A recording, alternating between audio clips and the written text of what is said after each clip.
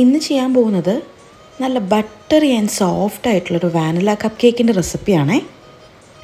ഒരു ബൗളിലേക്ക് room ടെമ്പറേച്ചറിലുള്ള unsalted butter, അതിലേക്ക് പൗഡേർഡ് ഷുഗർ, നോർമലി നമ്മുടെ വീട്ടിലുള്ള പഞ്ചസാര മിക്സിയിലിട്ട് പൊടിച്ചാൽ മതി കേട്ടോ. ഇത് രണ്ടും കൂടി നന്നായിട്ട് വിപ്പ് ചെയ്തെടുക്കണം. ബട്ടർ ഷുഗർ മിക്സ്ചർ നന്നായി ക്രീമി ആയിട്ട് വരുമ്പോൾ അതിലേക്ക് നമുക്ക് എഗ്ഗ് ആഡ് ചെയ്യാം. എന്നിട്ട് നന്നായിട്ട് ഒന്നുകൂടി വിപ്പ് ചെയ്തെടുക്കാം. നന്നായി മിക്സായി വരുമ്പോൾ അതിലേക്ക് വാനില എസൻസ് കൂടി ആഡ് ചെയ്യണം കേട്ടോ. ഒന്നുകൂടി മിക്സ് ചെയ്തതിന് ശേഷം നമുക്ക് മൈദയിലേക്ക് ബേക്കിംഗ് പൗഡർ ആഡ് ചെയ്ത് ഡ്രൈ ഇൻഗ്രീഡിയൻറ്റ് മിക്സ് എടുത്ത് ഈ വെറ്റ് ഇൻഗ്രീഡിയൻറ്റിലേക്ക് ആഡ് ചെയ്ത് ഇതുപോലെ വിപ്പ് ചെയ്ത് മിക്സ് ചെയ്തെടുക്കുക. ലൂക്ക് വോം ആയിട്ടുള്ള മിൽക്ക് കൂടി ആഡ് ചെയ്ത് നന്നായി ഒന്ന് ഫോൾഡ് ചെയ്തെടുത്താൽ നമ്മുടെ ബാറ്റർ റെഡിയായി.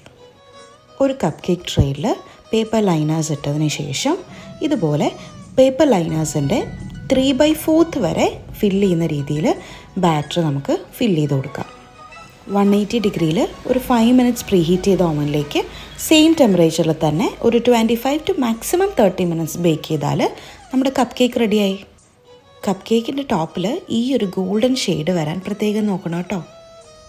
ആദ്യം പറഞ്ഞതുപോലെ നല്ല ബട്ടറി ആയിട്ടുള്ള സോഫ്റ്റ് ആയിട്ടുള്ള ടേസ്റ്റി ആയിട്ടുള്ള കപ്പ് കേക്കാണ് കേട്ടോ ഇത്. മെഷർമെൻറ്റ്സ് ഒക്കെ ഞാൻ ക്യാപ്ഷനിൽ കൊടുത്തേക്കാം. എല്ലാവരും ട്രൈ ചെയ്ത് നോക്കണേ.